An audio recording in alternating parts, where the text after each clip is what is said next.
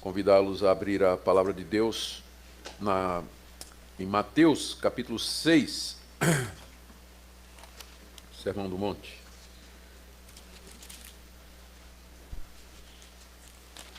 Apenas só para a introdução, aquilo que Jesus falou, para que nós tivéssemos cuidado. Do verso 15 ao verso 23, acautelai-vos dos falsos profetas, que se vos apresentam disfarçados em ovelhas, mas por dentro são lobos devoradores ou roubadores. Pelos seus frutos os conhecereis. Colhem-se porventura uvas dos espinhos ou figos dos abrolhos? Assim toda árvore boa produz bons frutos, porém a árvore má produz frutos maus. Não pode árvore boa produzir frutos maus, nem árvore má produzir frutos bons. Toda árvore que não produz bom fruto é cortada e lançada ao fogo. Assim, pois, pelos seus frutos os conhecereis. A palavra fruto aqui tem sido interpretado pelas pessoas como conduta, maneira de viver. Então, dizendo, e aí a implicação é que todo falso profeta, ele é moralmente errado, ele está fazendo alguma coisa errada. Só que fruto aqui é bem mais do que conduta, é ensino também. Porque você vai encontrar muitos líderes de seitas e de religiões falsas que você não tem o que dizer da vida dele. O problema não está na conduta dele, mas no que ele ensina, no erro que ele ensina. Então, fruto aqui envolve não somente a vida, as ações, mas também o ensino daquelas pessoas. Continuando, verso 21. Nem todo que me diz Senhor, Senhor, entrará no reino dos céus, mas aquele que faz a vontade de meu Pai que está nos céus. Muitos naquele dia hão de dizer-me, Senhor, Senhor, porventura não temos nós profetizado em Teu nome, e em Teu nome não expelimos demônios, e em Teu nome não fizemos muitos milagres? Então lhes direi explicitamente, nunca vos conheci, apartai-vos de mim, os que praticais a iniquidade. Aqui o Senhor Jesus disse que o fazer sinais e prodígios, profetizar no nome dele, expelir demônios e fazer milagres, isso não são provas ou marcas inquestionáveis de que alguém realmente é de Deus, porque falsos profetas podem fazer essas coisas. E no dia do juízo, Jesus vai dizer para eles, note que quando essas pessoas argumentaram, mas no teu nome nós fizemos todas essas maravilhas, a resposta, Jesus não questionou que eles tivessem feito, mas apenas disse, eu não conheço vocês que praticam a iniquidade, se apartem de mim. Então, com base nessas palavras de Jesus, é que nós teremos essa semana, essa série a respeito, fazendo um contraste entre o que nós entendemos é o cristianismo bíblico e algumas religiões. E hoje eu quero começar com a Igreja Universal do Reino de Deus. Já dizendo que nosso objetivo não é ofender ninguém, eu nem perguntei se tem alguém aqui da Universal, ou se tem parentes na Universal, ou se veio da Universal. O meu alvo não é ofender ninguém, mas simplesmente fazer uma análise comparativa. E no final, dependendo do tempo, nós vamos dar oportunidade para perguntas. Muito bem. Quem fundou a Igreja Universal, como é bem sabido, foi o carioca Edir Macedo Bezerra. E ele nasceu em 54, mesmo ano que eu nasci. Então ele e eu temos 64 anos. O pai dele era comerciante, a sua mãe era senhora dona de casa, ambos eram católicos praticantes. E Edir se converteu numa igreja chamada Casa da Bênção. E aos 21 anos de idade, ele foi consagrado obreiro nessa igreja pelo missionário Cecílio Fernandes.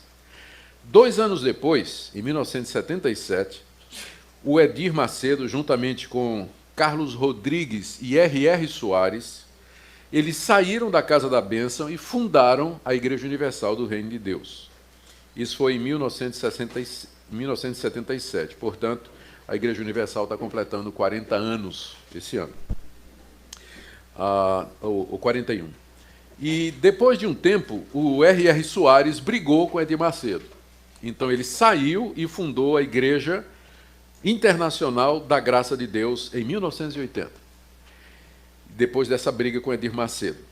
E em 98, o R.R. Soares expulsou um obreiro chamado Valdomiro Santiago, que saiu e fundou a Igreja Mundial do Poder de Deus. Isso foi em 1998.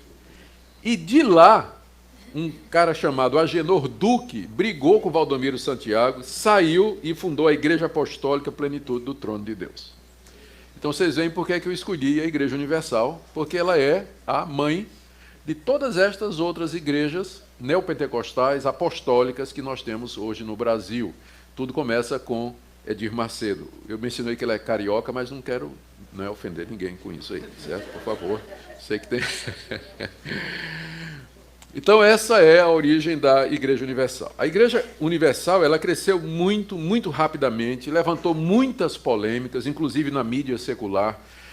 Foi capa de Veja várias vezes, Jornal Nacional, por conta de escândalos financeiros, práticas ministeriais, liturgia controvertida e assim por diante. E a Igreja Universal, desde cedo, investiu muito pesado na mídia. O Edir Macedo, um comerciante muito esperto, ele percebeu que a mídia era o caminho a ser usado. E ele é, dentro do chamado meio evangélico, o primeiro que investiu pesadamente na questão da mídia social. Aliás, primeiro no rádio, televisão e depois nas mídias sociais.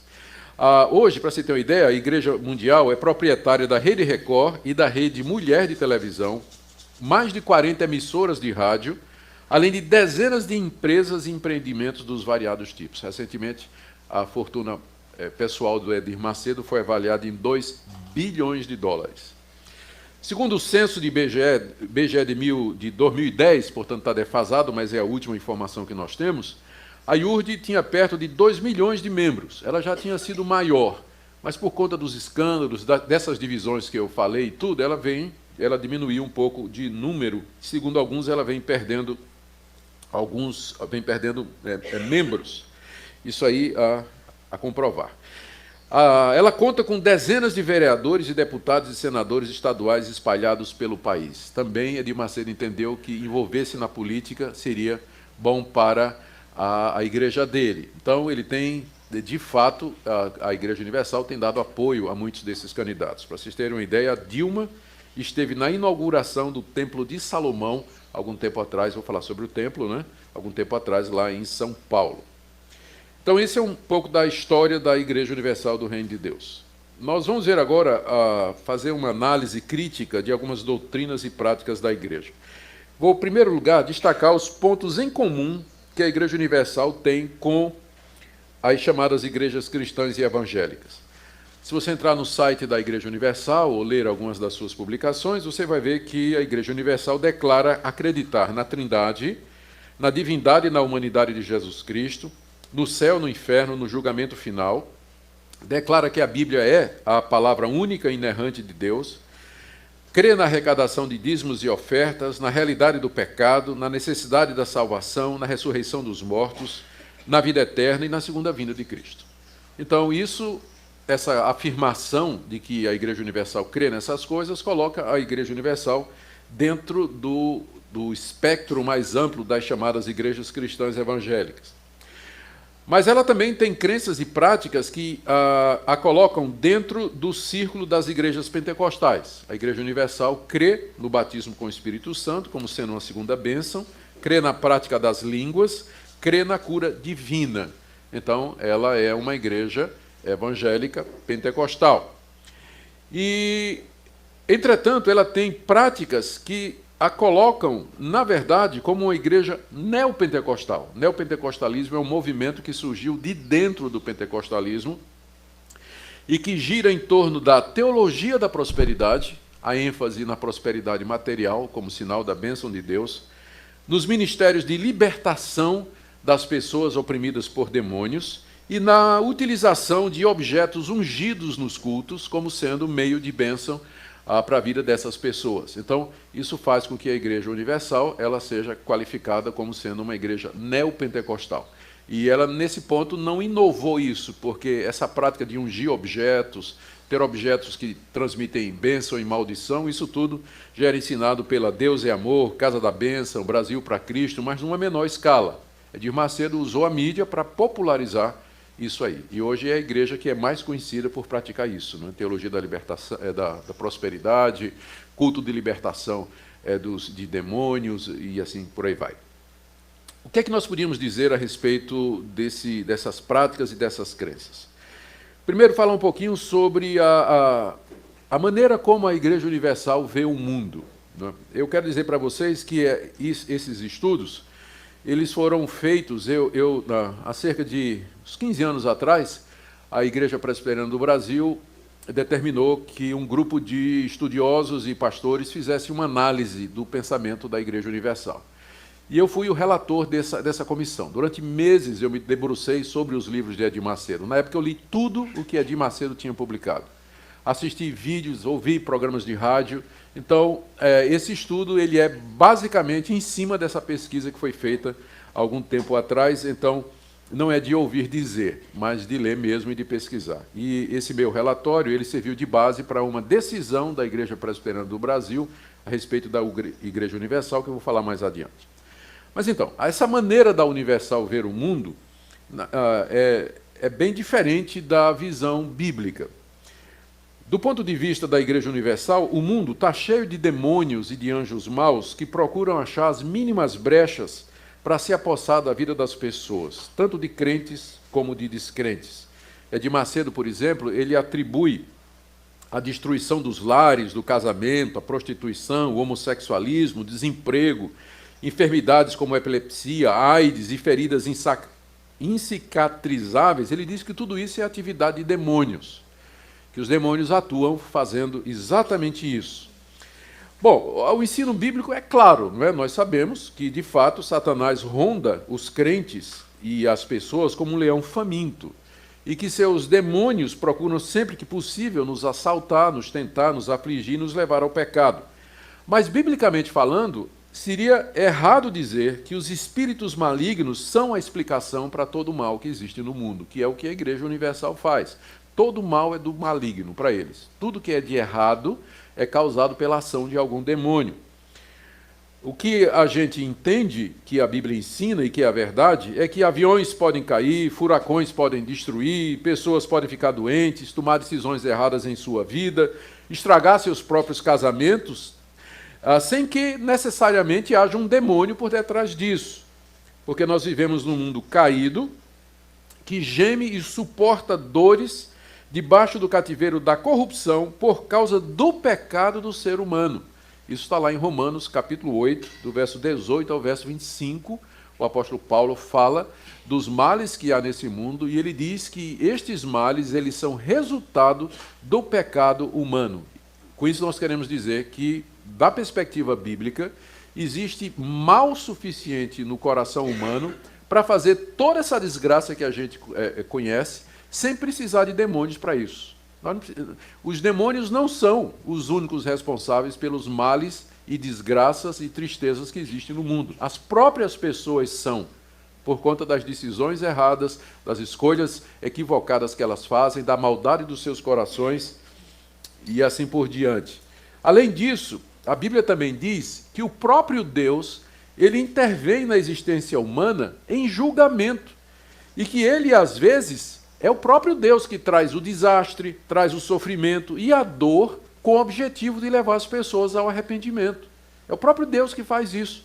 Quantas vezes na Bíblia nós encontramos isso aí? Por exemplo, eu vou citar aqui rapidamente, Jeremias capítulo 3, verso 5, entre muitas outras passagens. Eu nem me lembro direito porque é que eu escolhi essas aqui, mas está aqui. Jeremias 3, 5, ele fala: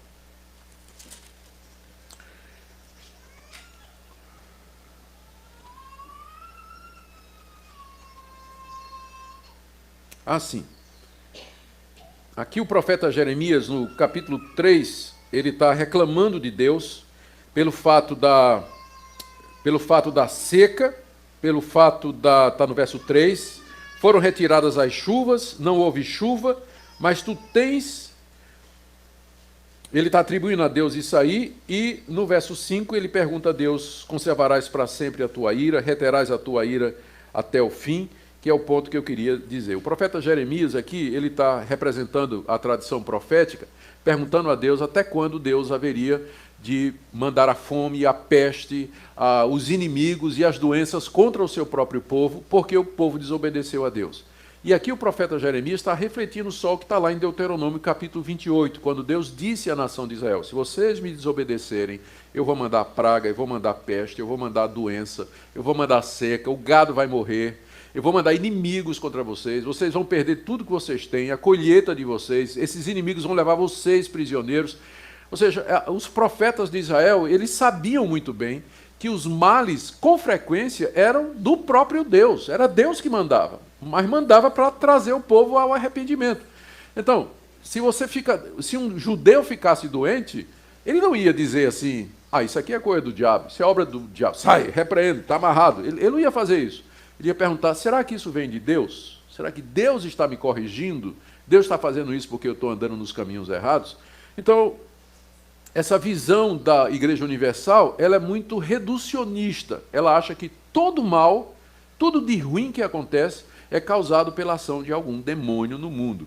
E ao fazer isso, está distorcendo o ensino bíblico, porque tira a responsabilidade do homem e esquece que Deus, às vezes, faz isso para corrigir o seu próprio povo. Essa visão da Igreja Universal é mais parecida com a do mundo pagão. Lá no paganismo grego, na época de Cristo, muito influenciado pelo pensamento de Homero e pelas religiões de mistério, oriundas da Mesopotâmia, Frígia, Egito e Síria, deuses e demônios infestavam o mundo e o cotidiano, e o destino das pessoas dependia do relacionamento delas com essas entidades. Então as pessoas viviam com medo de ofender os deuses, medo dos demônios e tudo mais. Então é muito mais parecido com a visão da Igreja Universal do que a visão bíblica. A segunda crítica que a gente faz à Igreja Universal é a maneira como eles interpretam a Bíblia. Aqui vou ter que tomar mais água, viu?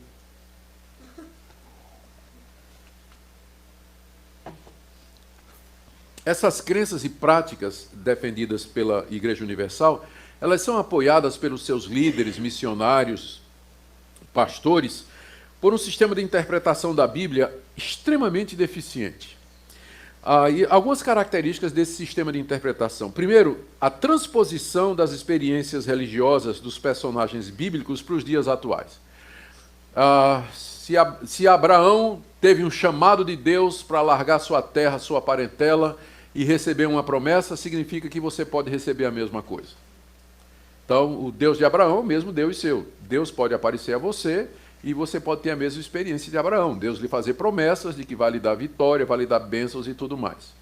Então, eles pegam a Bíblia como se fosse uma coleção de experiências religiosas que Deus pode fazer no dia de hoje. E se esquece de que há muita coisa na Bíblia que tinha um propósito histórico definido. O chamado de Abraão é único. Quem mais Deus chamou e prometeu, na tua descendência serão benditas todas as nações da terra, por exemplo? A experiência de Abraão foi única. Deus só fez uma vez. Só tem um homem que Deus chamou e com quem fez uma aliança, prometendo dar a ele uma terra, e daquela terra sairia um povo de onde viria o Messias, o Salvador do mundo. Vocês acham que Deus fez isso com outras pessoas? Ou que Deus faz isso hoje com outras pessoas? É claro que não. Então, a Bíblia não é uma coleção de experiências religiosas que você pode dizer a Deus, eu quero sentir isso ou experimentar isso no dia de hoje. Você tem que ler a Bíblia no seu contexto histórico, no momento da história. A Bíblia registra os atos salvadores de Deus, e alguns desses atos, eles são irrepetíveis, eles não se repetem. Deus chamou a nação de Israel de tantas outras nações e disse, vocês são o meu povo. Com que outra nação Deus fez a mesma coisa? Depois de Israel? Mais nenhuma. Então, há atos de Deus que não se repetem, que foram feitos num determinado momento para construir a história da redenção, mas não para a Igreja Universal. Por exemplo, eles acham que da mesma forma que Deus fez uma aliança com Noé, nós podemos fazer também uma aliança com Deus.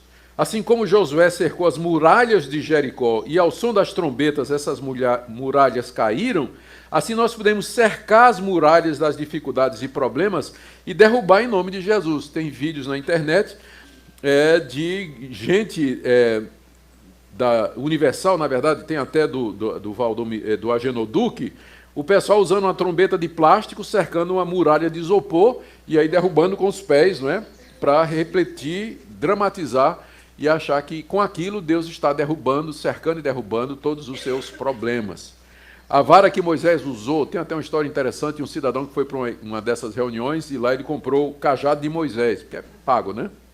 Comprou o cajado de Moisés. O que foi dito a ele é o seguinte, aonde você tocar com o cajado de Moisés, Deus vai lhe dar aquilo que você tocou. Ele saiu de lá satisfeito, saiu da igreja, do outro lado estava estacionado um carro do ano, ele chegou lá e deu uma cajadada no carro, o alarme explodiu, era do delegado de polícia, o cara foi preso com vara e tudo, né?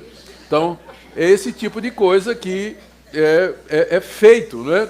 Querendo imitar, transpor para os dias de hoje aquelas experiências que você encontra na Bíblia. O cajado de Jacó, os aventais de Paulo, né? Tudo isso. Paulo teve uma época, lá em Atos, creio que é 19, Paulo em Éfeso, que diz lá que as roupas de Paulo eram usadas para expelir demônios e curar doentes. Então, eles dizem, o Valdomiro Santiago usa um lenço, né, cujo suor, supostamente, aquele lenço tem poderes miraculosos e tudo mais. Então, eles transpõem as experiências e os relatos bíblicos como sendo alguma coisa para hoje, esquecendo de ler a Bíblia no contexto e dentro da visão da história da redenção.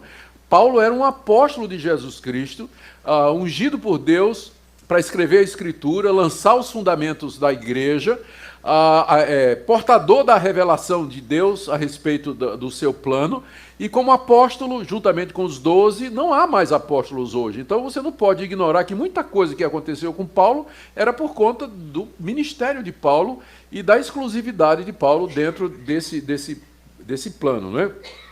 Assim como Salomão, estou dando exemplos aqui, assim como Salomão construiu um templo para ser local da habitação de Deus, Edir Macedo construiu uma réplica desse templo em São Paulo. E lá tem levita, sacerdote, ele se apresenta como sumo sacerdote ou patriarca também. O que é que está de errado com esse tipo de interpretação da Bíblia? É que esquece, como eu disse, que Deus realizou muitos desses atos de uma vez para sempre, para nos ensinar uma lição, o princípio. Esses atos de Deus, alguns dos quais eu mencionei aqui, eles apontam para Cristo e para o Evangelho. Eram tipos, eram figuras que se concretizaram em Jesus Cristo. A fé, ela não depende desses objetos, das imagens e de símbolos, mas segundo Paulo diz em Romanos 10, a fé vem pelo ouvir a palavra de Deus. Então, essa é uma segunda crítica que nós queremos oferecer a hermenêutica, né, a interpretação da Igreja Universal. O terceiro ponto da minha análise é com relação à doutrina da salvação. De acordo com a Igreja Universal, como é que as pessoas são salvas? Como é que elas adquirem a salvação? A Igreja Universal, ela crê na chamada doutrina da graça preveniente. Deixa eu explicar isso aí. Ela acredita que existe uma capacidade inerente ou latente no coração das pessoas para crer na mensagem do Evangelho, de forma que a pessoa não precisa ser regenerada, tocada ou iluminada por Deus, porque todo mundo tem o poder de decidir se ele quer crer ou não, tem o poder de aceitar ou rejeitar o Evangelho. Então isso faz parte de cada pessoa, é o que ele acredita. Por exemplo, eu vou ler aqui o que disse Edir Macedo.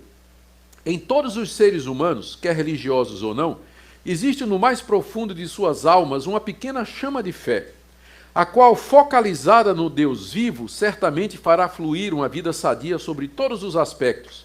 Essa pequena chama de fé é colocada pelo próprio Espírito Santo. Então, o que ele diz é que cada pessoa tem essa chama da fé dentro do seu próprio coração e que já foi colocada pelo Espírito Santo. Então, compete à pessoa dirigir aquela fé para Deus ou não. Então, cada um pode crer, qualquer pessoa pode crer. Se quiser crer, ela pode. Então, ela pode querer crer e tem o poder de crer. Cada pessoa individualmente. O que a gente pode fazer é só colocar diante da pessoa a verdade e dizer, ó, Jesus Cristo é o Salvador, na esperança que aquela pessoa, por si mesma, ela dirija a sua fé para aquilo ali. Então, essa é a convicção da Igreja Universal e, na verdade, de muitos evangélicos. Não é só a Igreja Universal, muitos evangélicos também acham isso, que o ser humano ele tem a habilidade, a capacidade dentro dele de crer em Deus por si mesmo. Não é? É uma fé latente, que a gente chama de graça preveniente. Deus já deu essa capacidade a todas as pessoas, essa chama foi colocada pelo Espírito Santo desde que elas nasceram e por aí vai. Na linguagem da Igreja Universal, o termo salvação, na verdade, ele é usado numa conotação muito mais ampla do que os evangélicos históricos usam. Salvação na universal significa libertação de drogas, libertação dos problemas, libertação das doenças e da opressão causada pelos demônios. Há uma associação muito grande da salvação com libertação desses problemas.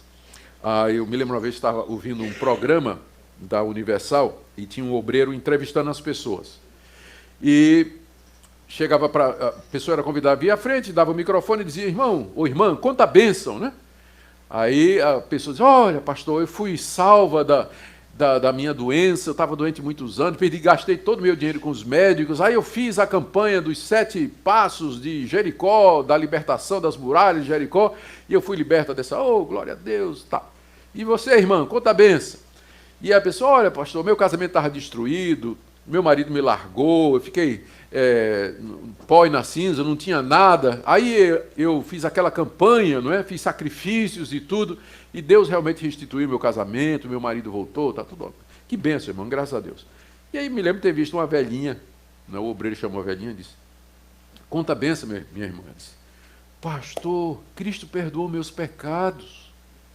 Eu entendi, pastor. Ele morreu para me salvar dos meus pecados. Aí o obreiro: que coisa boa, minha irmã, graças a Deus. Mas agora conta a benção.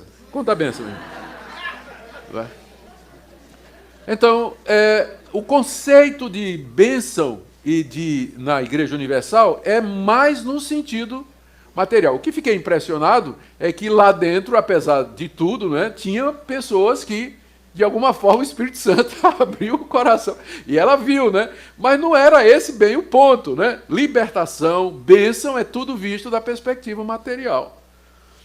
Na linguagem, o Macedo, ele ensina, tem um livro dele, onde ele ensina que tem 10 passos para serem dados que levarão as pessoas sinceras ao caminho da salvação. Anote aí, você que quer ser salvo. São os 10 passos. Primeiro, aceitar de fato Jesus Cristo como o único Salvador. Segundo, participar das reuniões de libertação da Igreja Universal. Terceiro, buscar o batismo com o Espírito Santo. Quarto, andar em santidade.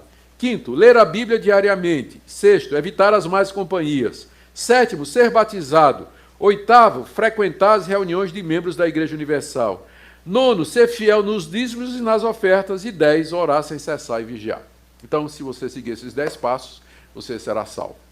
Bom, o que é que nós vamos dizer a isso aqui? A crítica que a gente faz, ou a análise que a gente faz disso aqui, é que é evidente que esse plano de salvação, apresentado por Edir Macedo, é baseado na sua convicção de que o ser humano pode colaborar para a sua salvação, e que a salvação vai depender do esforço dele, do envolvimento dele, não somente em termos pessoais, de moralidade, mas de participação e envolvimento na Igreja Universal.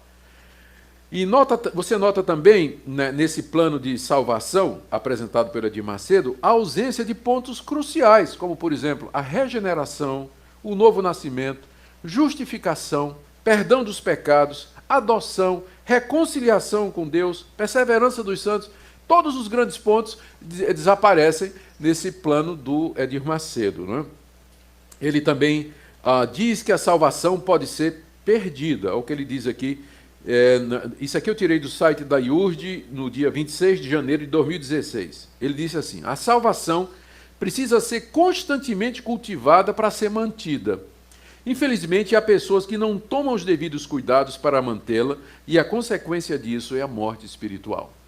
Ou seja, uma pessoa pode estar salva, mas se ela não cuidar, ela vai morrer espiritualmente, ela vai perder essa salvação. O que é que nós podemos dizer a isso aqui? Da perspectiva bíblica, o erro maior dessa visão de salvação da Igreja Universal é não levar em conta o que a Bíblia diz a respeito do efeito do pecado no coração humano. Dezenas e dezenas de passagens na Bíblia se referem ao homem, depois da queda, como estando morto em suas ofensas e delitos, estando cego, estando surdo para Deus, um coração rebelde e enganoso, anda em trevas, é desobediente, o homem natural não entende as coisas do Espírito de Deus, a inclinação da carne é contra Deus e desobediência para Deus. A visão que a Bíblia passa do homem não é de alguém que tem a habilidade e a capacidade de crer em Deus e obedecer a Deus se ele quiser, mas de uma pessoa que é escrava do pecado, é presa nas trevas e na escuridão, ela está cega, ela não compreende, ela não percebe, ela não entende as coisas de Deus. Você pode pregar o evangelho quanto você quiser para as pessoas, mas se Deus não vier ao coração daquela pessoa, abrir os olhos daquela pessoa, iluminar o entendimento daquela pessoa, ela nem vai querer e nem vai entender o evangelho, e muito menos crer, muito menos se arrepender e obedecer a Deus. Então, a visão que a Igreja Universal tem do homem é muito otimista comparado com a visão que a Bíblia representa. O homem é escravo do pecado, ele é cego, ele está morto nas suas ofensas. Um morto não quer, não crê, não pode, não deseja e não entende. É isso que a metáfora significa quando Paulo diz, lá em Efésios capítulo 2, que nós estamos mortos em nossos delitos e transgressões. Essa é a situação do ser humano, ele já nasce debaixo dessa situação. Segunda coisa que a Bíblia deixa muito claro, e que é uma decorrência disso, é que a salvação não é por obras, não é por alguma coisa que o ser humano faz. Porque se fosse possível o ser humano ser salvo através do seu esforço, do seu comprometimento com atos religiosos, com sacrifícios, ou ser batizado e tudo mais, por que Deus teria mandado o seu filho sofrer horrivelmente na cruz do Calvário em sacrifício pelos pecados? Ou a salvação é pelo que Cristo fez, ou a salvação é pelo que eu faço. Mas você não pode ter as duas coisas. Os dois sistemas se excluem. Ou é pelo que Cristo fez, ou é por obras. E Edir Macedo apresenta um sistema, a Igreja Universal apresenta um sistema de salvação, e com ela todas essas igrejas neopentecostais e muitas outras igrejas também, onde o Salvador é o homem é o seu próprio Salvador. Ele pode crer em Deus, ele pode perseverar, ele pode fazer atos e fazer sacrifícios, se envolver com compromissos e atividades na sua própria igreja, de maneira a garantir a sua salvação. Esquecendo que é pela graça sois salvos por meio da fé, e isso não vem de vós, é dom de Deus, não vem de obras, para que ninguém se glorie.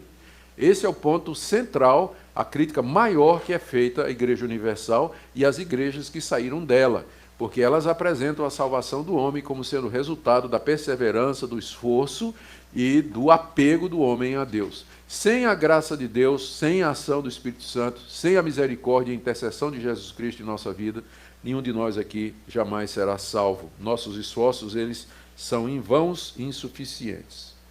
Agora vamos falar um pouquinho sobre cura divina. O Macedo entende que as doenças, elas são um resultado direto da operação de espíritos malignos. Aqui eu vou ler uma entrevista que ele deu nas páginas amarelas da Veja, alguns anos passados. Ele fez a seguinte declaração, que há pessoas que têm feridas nas pernas que não cicatrizam nunca. Por quê? Aquilo é um espírito que está alojado ali. Aqueles que têm dor de cabeça constante, dor na espinha, tem alguém aqui com dor nas costas? Aquela que não há médico que descubra a causa, isso é resultado da ação de um espírito maligno. Então, o Macedo acredita que os espíritos malignos, eles entram na vida, inclusive dos crentes, e provocam determinadas doenças, geralmente são aquelas doenças incuráveis, que não tem resposta de médico, não tem remédio que resolva, então tem um espírito alojado ali na vida daquela pessoa. E como é que esse espírito entrou ali? Porque o crente deu brecha. Ele cometeu algum pecado, ele levou para casa algum objeto da bruxaria. Eu li uma vez no livro da Neuza Itioca, uma experiência que ela contou, de um missionário muito crente que, de repente, morava, era missionário na África, e depois de um tempo ele voltou para o Brasil, e, de repente, tudo começou a dar errado na casa dele, perdeu os seus bens, gente ficou doente e tudo mais, e aí, então, trouxeram uma profetisa de uma dessas igrejas, e a mulher foi lá, e orou nos quartos e tudo mais, teve uma revelação de que o problema era uma imagem que ele tinha trazido lá da tribo. Ele trabalhou durante muitos anos com a tribo, e ele era uma tribo idólatra, que adorava deuses, e eles tinham aquelas imagens em tudo, e esse missionário acabou trazendo uma daquelas imagens, não para adoração nem para nada, mas até cultura ou lembrança do que era aquilo. E a mulher disse, olha, isso aqui deu autoridade e abriu as portas para que um demônio entrasse na sua família, na sua casa, e então trouxesse todos esses males. E depois que eles queimaram, né, quebraram as maldições e quebraram aquela imagem, tocaram fogo, então a paz e a tranquilidade de fato voltaram. Então o Edir Macedo acredita nesse tipo de coisa. E eu vou falar sobre isso daqui a pouco. Ele vê a cura divina como sendo alguma coisa inerente nas feridas de Jesus e que é um direito de todo crente receber. Ele diz aqui, olha, a cura divina é um direito adquirido através de Jesus Cristo, não é uma questão de fé, mas simplesmente de aceitação por parte do doente do sacrifício realizado pelo Senhor na cruz do Calvário, isto é, e aí ele cita Isaías 53:5, pelas suas pisaduras nós fomos sarados. Então, de fato, o profeta Isaías diz lá no capítulo 53 da sua profecia que pelas feridas de Cristo nós fomos sarados e curados das nossas próprias doenças e das nossas próprias feridas. O que é que a gente pode responder a isso aí? Primeiro, o que é que o profeta Isaías, e na verdade Mateus, se você quiser abrir comigo aqui, é importante essa passagem, Mateus capítulo 8, que é muito citada por Edir Macedo e por outros que defendem a cura divina como um direito do crente. Mateus 8, 16 em diante. Chegada a tarde, trouxeram para Jesus muitos endemoniados, e ele meramente com sua palavra expeliu os espíritos e curou todos os que estavam doentes, para que se cumprisse o que fora dito pelo profeta Isaías. Ele mesmo tomou as nossas enfermidades e carregou com as nossas doenças. Então, o Mateus, ele pega a profecia de Isaías e diz que, ao curar os doentes, Jesus estava cumprindo aquilo que Isaías tinha dito, que o Messias levaria sobre si as nossas doenças. Não só os nossos pecados, mas as nossas doenças também. Então, com base nisso, Edir Macedo diz o seguinte, da mesma forma que você tem o direito de pedir perdão a Deus, e Deus lhe dá o perdão, você pode pedir a cura das suas doenças. Porque tanto os seus pecados quanto as suas doenças foram levadas por Cristo na cruz. Qual a resposta que nós damos para isso? A resposta, mais uma vez, é que essa interpretação é muito simplista, ela é reducionista. Cristo levou os meus pecados na cruz, mas isso significa que eu não tenho mais pecado? Isso significa que eu, na hora que me converti, o pecado saiu de mim? E que eu nunca mais vou cometer algum pecado? Não. Significa que Cristo, de fato, vai tirar todos os meus pecados na ressurreição dos mortos. Depois que eu morrer e que houver ressurreição dos mortos, eu vou ressuscitar num corpo perfeito, onde não há pecado. Como Paulo diz, na ressurreição nós seremos iguais a Cristo, com aquele corpo glorioso, imortal e sem pecado. A mesma coisa nas doenças. O fato de que Cristo levou as nossas doenças na cruz significa que hoje, então, se eu crio em Cristo Jesus, que eu não vou mais ficar doente? Se você prestou atenção, o Edir Macedo usa óculos. E ele tem um defeito na mão. A mão dele tem um defeito na mão. Significa que eu não vou ficar mais doente e que, portanto, não vou morrer? Porque qual é a causa maior de mortes hoje? Doença, não é? Tem algum imortal dentro dessas igrejas? Alguém que já viveu 200 anos, 300 anos? Não tem. Até porque essas igrejas surgiram apenas há 100 anos atrás, mais ou menos, né? Alguma coisa assim. Então, o que significa é que Cristo levou nossos pecados e nossas doenças, mas a aplicação disso será no fim da história. Quando Cristo vier em glória, que ressuscitar o seu povo, então o meu corpo não somente não terá pecado, como não terá doença nenhuma.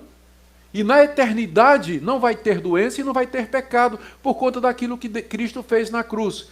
Cristo levou nossas doenças e nossos pecados na cruz, mas Deus administra isso através da história. Ele não dá tudo de vez. Ele me perdoa da culpa do pecado e se eu orar e Ele quiser, Ele pode me salvar das minhas doenças hoje, mas não significa que Ele vai me livrar de todas as doenças e que eu tenho o direito de que Ele me cure toda vez que eu peço. Que esse é o problema da Igreja Universal. Por isso que eles marcam a reunião de cura. Quarta dos milagres. Venha cá receber sua cura. Porque eles acham que o crente tem direito a ser curado porque Cristo levou na cruz as doenças. Mais uma vez eu digo, isso é uma interpretação simplista da Bíblia. E o que é que acontece? O cara vai lá, reivindica a cura, não é? E não fica curado, E aí, o que é que eles vão dizer para ele? Você não teve fé. Não é que a pessoa não teve fé, a pessoa creu, a pessoa pediu. Mas só que ela pediu uma coisa que Deus nunca prometeu, que sempre haveria de curar as nossas doenças. E quando vem a decepção, aí larga a igreja, acha que Deus é mau, ou que Deus não existe. Por isso que tem tanto desigrejado hoje. É gente que ficou decepcionada com essas promessas que foram feitas nessas igrejas e que nunca aconteceram. E as pessoas, em vez de perceber que foram enganadas por um falso profeta, acham que o problema é de Deus ou que o problema é a fé que eles não têm, trazendo desilusão e um grande problema para a igreja evangélica. Outra coisa, nem toda doença é causada por demônio, não. Se você comer demais, não precisa de um demônio para a barriga chegar primeiro e você chegar depois. Não precisa de um demônio para isso. Se você não dorme o suficiente, se você trabalha e não cuida do seu corpo, você vai ter problema. Não precisa de Satanás para isso, não. Então tem doenças que são resultado de hábitos errados nossos, escolhas erradas que nós fazemos. E aquelas outras que não são, elas não foram necessariamente causadas por um demônio. Tem pessoas que nascem, muita gente nasce com problemas, tanto fisicamente quanto emocionalmente e psicologicamente. E não foi necessariamente um demônio, mas é o resultado da queda, do pecado da raça humana. O pecado nos afetou e a nossa descendência. De maneira que os nossos filhos, eles nascem com defeito moral, eles já nascem inclinados para o mal, e com defeito físico, defeito psicológico, emocional. Já nasce com isso. Não precisa o diabo para isso. A Bíblia é muito clara quando fala sobre isso. Também Deus nem sempre quer curar. Nem sempre Deus quer curar. Paulo pediu para Deus tirar um espinho na carne. 3 vezes pediu a Deus e a resposta de Deus foi não. O profeta Eliseu diz lá no segundo livro dos Reis, no ano em que o profeta Eliseu morreu da doença em que ele havia de morrer. Eliseu tinha ressuscitado o filho da mulher de Sarepta, tinha multiplicado pães, tinha feito levitar um machado. Se tinha um homem de fé no Antigo Testamento, era o profeta Eliseu, que era o sucessor de Elias, mas ele morreu doente. Paulo não conseguiu curar Timóteo, mandou que ele tomasse vinho com água, uma sangriazinha discreta ali, para não provocar os irmãos que não gostam de vinho. Então Paulo mandou Timóteo misturar um pouco de água com vinho por causa, veja só o que Paulo diz, do teu estômago e das tuas frequentes enfermidades. Timóteo, um homem de Deus, companheiro de Paulo, o grande apóstolo dos gentios, que curava a gente só com a roupa, mas não curou Timóteo. Passou um remedinho caseiro, muito bom para úlcera, inclusive, Passou um remedinho caseiro para resolver o problema de Timóteo. Então, o resultado é que tem pessoas que ficam extremamente decepcionadas. Gente, crente endemoniado. A Igreja Universal acredita que um crente verdadeiro pode ficar endemoniado. Eu, às vezes, acho até que sim, vendo a reação de alguns crentes, por exemplo, jogando bola, ou no trânsito, eu até posso concordar com isso. Mas... Pois é. Ou então na política, discutindo política, Então, eu quase que acredito que tem crente que fica endemoniado mesmo. Mas essa crença de que um crente verdadeiro pode ficar endemoniado, ela não é resultado de reflexão bíblica séria, mas de observações pessoais. O Macedo diz num livro dele, literalmente, abre aspas, esse capítulo, o título do livro é Crentes Endemoniados. O título do capítulo é Crentes Endemoniados. Ele diz assim, esse capítulo não existiria se eu não tivesse visto constantemente pessoas de várias denominações evangélicas caírem endemoniadas como se fossem macumbeiras ao receber a oração da fé. Então, em que é que ele baseia a declaração dele de que crente fica endemoniado? É que nas reuniões da Universal, quando ele vai fazer a oração da fé, presbiteriano, batista, metodista e tudo mais, tudo cai, como se fosse macumbeiro e tivesse endemoniado. E tem essa explicação que ele dá. Se a oração da fé é para expelir demônio e o presbiteriano cai na hora que você faz a oração da fé, qual é a conclusão? Estava endemoniado. E ele acredita nisso mesmo. Segundo ele, se o crente cair em pecado, ele pode ser possuído por um demônio. Bem, o que é que nós podemos dizer sobre isso? Bom, eu não sei explicar por que essas pessoas caem, Tem várias explicações. Tem o charlatanismo, gente que é paga para fazer isso. Tem gente que nunca foi crente, né, de verdade, e tem todo esse aspecto psicológico, sem negar a possibilidade de possessão demoníaca real. Eu creio que há possibilidade, sem dúvida, não só possibilidade, mas há casos de pessoas que ficaram de fato endemoniadas.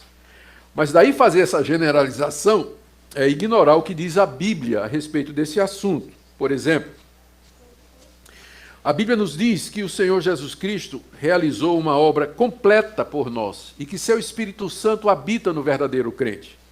E não tem como você pensar na possibilidade de uma pessoa que tem o Espírito Santo habitando nele, ser ao mesmo tempo habitada por demônios. Neuza Itioca resolve esse problema no livro dela, dizendo assim que o Espírito Santo habita no nosso espírito, mas os demônios se alojam na nossa alma. Então, essa explicação só vale se você acreditar que o homem é corpo, alma e espírito. Mas grande parte dos evangélicos acha que, com razão, que espírito e alma é a mesma coisa. É apenas o aspecto espiritual do homem, que a Bíblia às vezes chama de alma, às vezes chama de espírito. Então ela faz essa distinção para poder explicar, porque ela percebe que é um problema. Como é que você admite que uma pessoa que tem o Espírito Santo, ao mesmo tempo tem um demônio morando dentro dela? Então eles fazem essa compartimentalização. Além do mais, faltam exemplos no Novo Testamento. Não tem nenhum exemplo no Novo Testamento de Jesus ou os apóstolos expulsando demônios de quem já era discípulo de Cristo.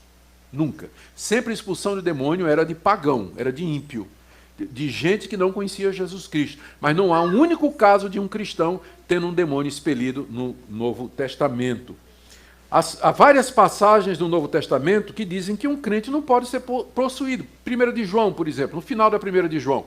O apóstolo João diz, maior é o que está em nós do que aquele que está no mundo. E também João diz assim, se alguém é de Cristo, o diabo não lhe toca. Tocar ali não é que o diabo não possa tentar, mas que ele não se apossa de mim, ele não me domina, ele não controla mais a minha vida, ele perdeu esse controle no dia que Cristo entrou na minha vida pelo Espírito Santo. Então esse tipo de ensino diminui a obra de Cristo, diminui a obra do Espírito Santo, diminui o poder de Deus e faz do diabo aquilo que ele não é. Dá ao diabo um cartaz, né, uma posição que o diabo, na verdade, não tem. Maldição hereditária. Estou chegando no fim, gente. Maldição hereditária. Olha, isso aqui se espalhou pelo meio evangélico de uma forma terrível. Olha o que é que diz Macedo sobre espíritos familiares. Ele diz que esses espíritos familiares acompanham as gerações de uma família, causando sempre o mesmo mal. Ele diz assim, ó, veja, por exemplo, fulano de tal é bêbado, mas tinha um pai que era bêbado e um avô que era bêbado, e um bisavô que era bêbado. Então tem um espírito maligno que acompanha a família, fazendo com que sempre tenha bêbado naquela família. Fulano é adúltero, mas o pai também era adúltero. E o avô também foi adúltero. E o bisavô também foi adúltero. Então como é que explica isso? É porque tem um espírito familiar que acompanha aquela família, fazendo com que isso sempre aconteça ali. Fulano é divorciado. Mas veja, o pai também era, o avô também era, e assim por diante. Aí ele faz, olha o que ele diz aqui. Existe um espírito que só atua na destruição do lar. É o chamado espírito familiar. Você pode verificar isso a partir das etapas que o casal enfrenta na vida. Esse espírito normalmente vem dos pais. Olha só o que ele está dizendo aqui. Se eles são divorciados, o mesmo espírito que destruiu o lar dos pais vai tentar o lar dos filhos, o lar dos netos, dos bisnetos. Essa é uma herança maldita. O espírito familiar passa de pai para filho por todas as gerações, até que a pessoa tenha um encontro com Jesus, e aí corta-se a maldição. Como é que o espírito passa do pai para filho? Através do sêmen. Através do sêmen. Ele vai e passa através do sêmen, e aí ele está na família, está no gene, né, aquele espírito. Então você tem que quebrar essa maldição, senão o seu filho ele vai receber esse mesmo espírito que destruiu sua vida e o seu lar. Bom, primeiro, como é que a gente critica isso aí? A gente rejeita a ideia de que há espíritos que sejam transmitidos, né, de pai para filho geneticamente, né, fisicamente. Isso não tem qualquer sentido na Escritura Sagrada. Nós rejeitamos também essa ideia de que Aliás, nós queremos lembrar que Deus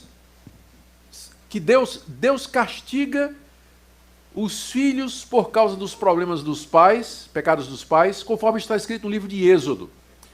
Não farás para ti imagem de escultura, não as adorarás, nem lhes darás culto, porque eu sou Deus zeloso, Deus que visito a maldade dos pais nos filhos até a terceira e quarta geração daqueles que me aborrecem.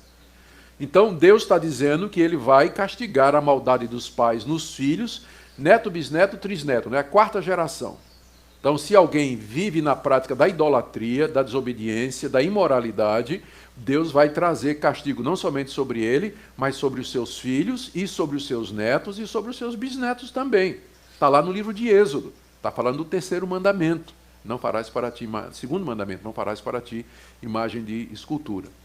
Mas será que isso significa que se eu me converter e meu pai era um idólatra, que ainda assim eu estou debaixo dessa maldição?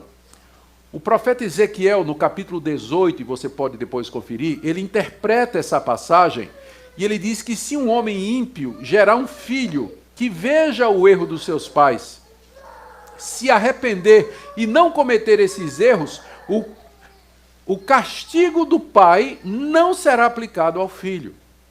E aqui você tem a interpretação correta. Deus castiga o pecado dos pais nos filhos se os filhos andarem nos mesmos pecados que os seus pais andaram.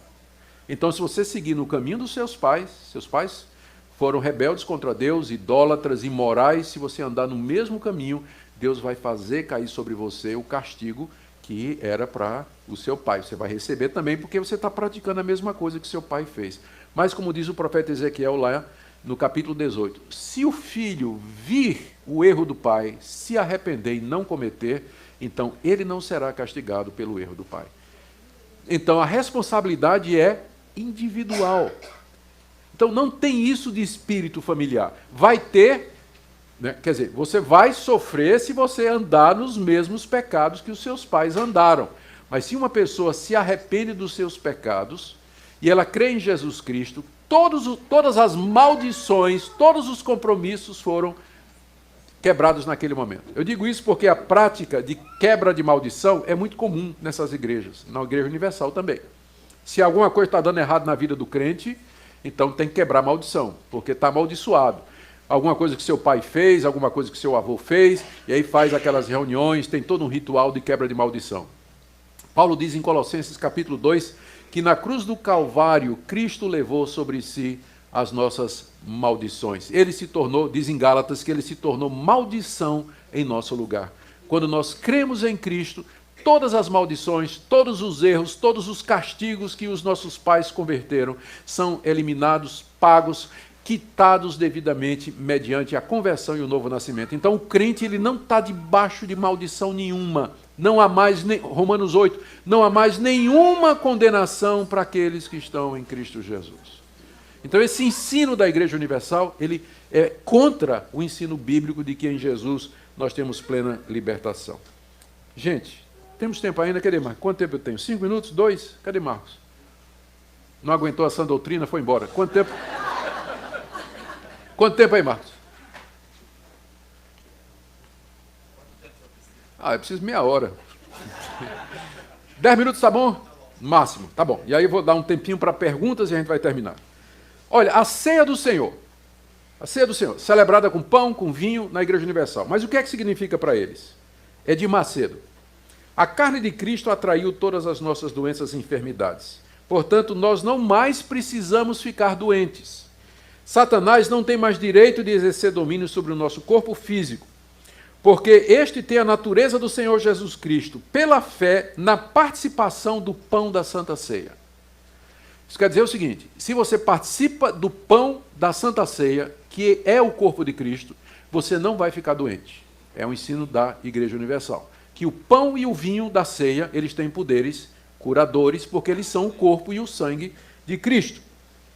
Ainda no mesmo capítulo ele diz o seguinte, quando Jesus determinou que o pão abençoado e partido para os seus discípulos era o seu corpo, ele estava mostrando o real sentido da sua vida física. Isto é, seu vigor e sua saúde. Quando ele diz, isso é o meu corpo, Ele estava dizendo, o meu corpo que é saudável e que tem vida, eu agora estou passando para vocês.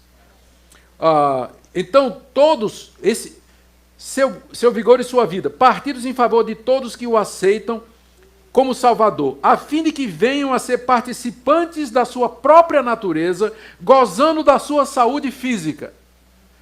Então não é o corpo de Cristo? Se você come o corpo de Cristo, você vai ter a saúde de Cristo. Que não tinha doença nenhuma, porque não tinha pecado, né? Isso que ele esquece. Isso que ele esquece. Então ele transforma aquilo que é um símbolo espiritual da morte de Cristo na cruz por nós, como sendo um meio de cura e de saúde perpétua. Então, para você ser curado das suas doenças, você tem que participar da ceia do Senhor, porque você recebe a saúde de Cristo, ensina Edir Macedo. Ele diz assim, da mesma forma que Cristo nos dá, da mesma forma que o corpo de Cristo, simbolizado no pão, nos dá total saúde física, também o seu sangue, simbolizado pelo vinho, nos dá a saúde espiritual. Agora eu entendi, né? O corpo, o pão, representa o corpo. Se eu comer o pão, eu tenho saúde física. E o vinho representa a saúde espiritual. Onde na Bíblia está isso, eu não sei onde ele achou. Certo? Porque não está na Bíblia. O pão e o vinho são símbolos do sacrifício da morte de Cristo na cruz por mim, para me livrar dos meus pecados. Só isso. Se eu participo do pão e do vinho, eu estou me alimentando espiritualmente de Jesus Cristo. Ele não está transferindo para mim as características do seu corpo glorioso, que não tem doença, cuja saúde é perfeita. A ceia, então, na Igreja Universal, se torna um meio de alcançar saúde, cura e benefícios materiais. E aqui ele diz, não é de admirar que a Igreja Universal admita a ceia não somente os seus membros, mas todos que estiverem presentes na igreja no momento da celebração, quer evangélico ou não.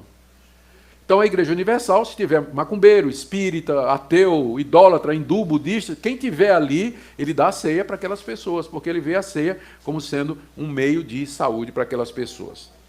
O batismo na Igreja Universal é considerado como sendo um meio pelo qual a perfeição cristã é levada até a pessoa. A pessoa que se batiza, a sua velha natureza é crucificada. E ele diz, nós não podemos ficar com duas naturezas, uma pecaminosa e outra convertida. Então, uma boa notícia é que na Igreja Universal, quando você se batiza, sua natureza pecaminosa vai embora, você fica só com sua natureza convertida, não é? Que bênção se fosse assim, porque eu até hoje brigo com a minha. E eu fui batizado por imersão também. Fui batizado quando era criança, por aspersão, e depois me batizei numa igreja batista. Então, qualquer que seja a forma de batismo, eu estou garantido, né? Se salva, eu estou garantido. Mas eu continuo brigando contra a minha natureza. Continuo brigando. Onde é que na Bíblia está dizendo isso? Que o batismo elimina a natureza pecaminosa. O batismo é um símbolo da nossa união com Cristo. É o símbolo da lavagem espiritual que ele fez em nós, mediante o seu sangue. Mas para eles, ele diz aqui, automaticamente, sem forçar a sua vontade, os crentes deixam de praticar atos pecaminosos. Por maior que seja o seu mau gênio, deve ter muita gente aqui, pelo batismo você se tornará a pessoas mais dócil e humilde desse mundo. Que maravilha! As mulheres aqui, então, já vão convencer o marido a se batizar na Universal, né? Depois dessa, com certeza. Ou então tem umas mulheres geniosas também que têm que se batizar lá, né?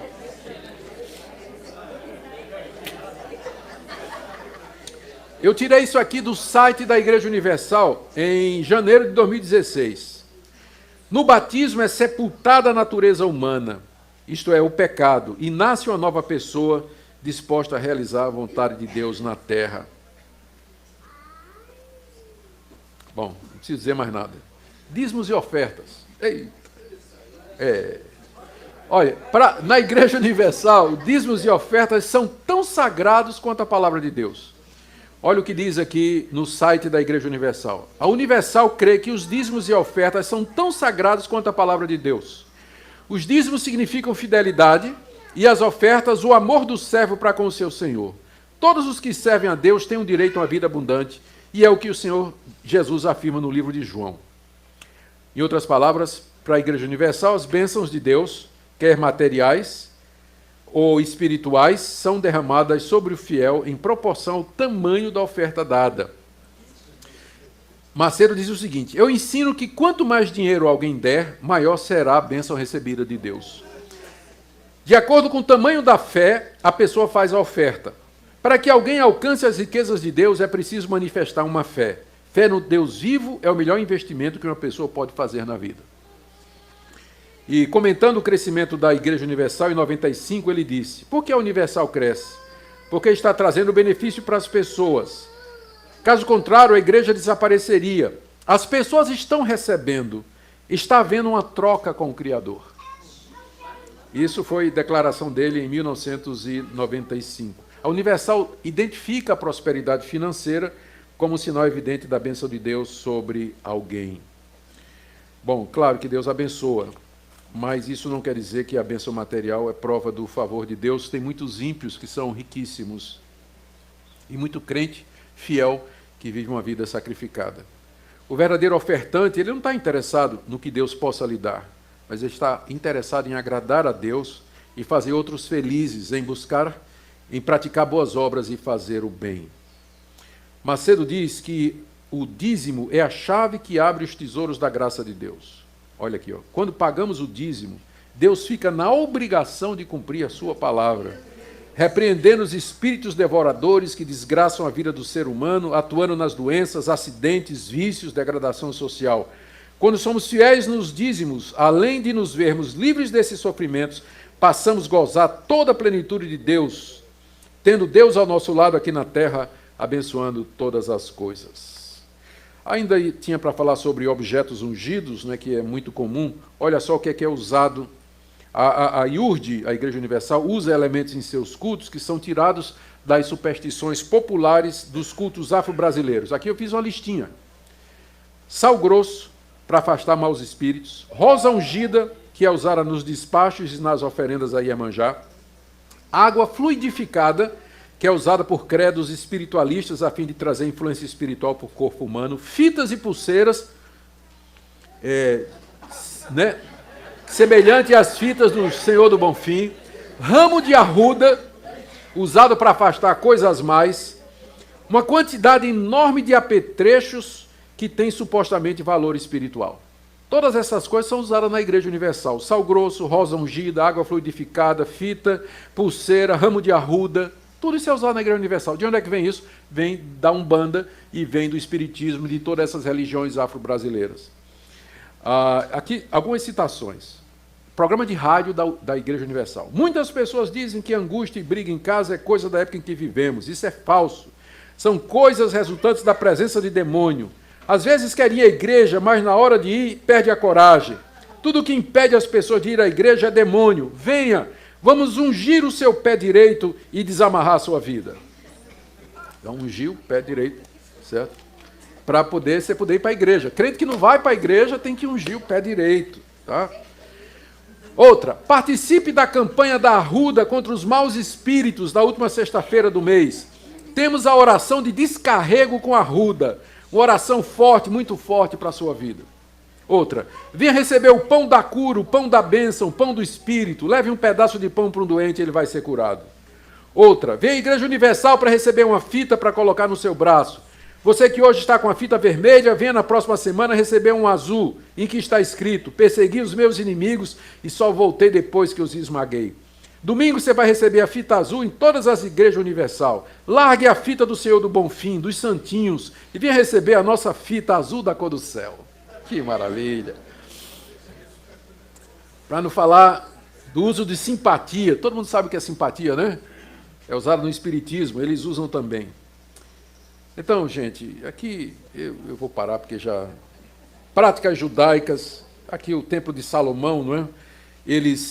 Lá no Templo de Salomão, que foi construído para 10 mil pessoas, tem levita, tem sacerdote, sumo sacerdote, que é o de Macedo, todos vestidos como judeus. O templo é visto como casa de Deus. Tem terapia do amor, jejum das causas impossíveis, alívio para a alma, sessão do descarrego, desencapetamento total. Lá no Templo de Salomão tem cópia do menorá, que é o candelabro, dos 10 mandamentos. Edir Macedo se veste como se fosse um rabino. Tudo isso é apenas uma tentativa de renovar a Igreja Universal e tirar todas estas todas estas coisas. O que é que terminamos? Conclusão. Eu sei que a Igreja Presbiteriana do Brasil não pode falar pelas outras igrejas, mas apenas citando, né, eu sou um pastor presbiteriano, mas há cerca de 10 anos atrás a Igreja Presbiteriana do Brasil declarou que, no entendimento dela, a Igreja Universal é uma seita. Não é uma igreja evangélica, não é. Ela tem a linguagem, tem essas práticas, ela é oriunda de uma igreja supostamente evangélica, mas hoje ela é uma seita. Então, tanto é que se alguém é da Igreja Universal e quer se tornar membro de uma igreja presbiteriana, ele tem que ser rebatizado. Ele tem que fazer todo um curso, tem que ser rebatizado, fazer profissão de fé, porque nós não aceitamos a Igreja Universal. Isso não quer dizer que não haja na Igreja Universal pessoas, como aquela mulher que eu citei, que não se convertam, que não conheçam a verdade. Na verdade, eu conheço muita gente que se converteu na Universal, depois ficou com os olhos abertos e saiu quando viu que estava realmente dentro de uma seita. Deus é tão misericordioso que Ele usa a pouca verdade que existe nesses lugares para trazer essas pessoas ao conhecimento da verdade. Então, que Deus nos dê sabedoria, graça, misericórdia, para nós mesmos não sermos tentados a cair em práticas que não estão de acordo com a palavra de Deus. Senhor nosso Deus, muito obrigado pela Tua palavra, que é tão clara e nos ajuda. Nós oramos por aquelas pessoas que estão dentro dessas seitas, que o Senhor possa abrir os seus olhos para que conheçam a verdade simples do Evangelho, em vez de serem iludidas por falsos profetas que têm interesse apenas financeiro, em poder. Nós pedimos que o Senhor tenha misericórdia dos que são teus. Em nome de Jesus. Amém.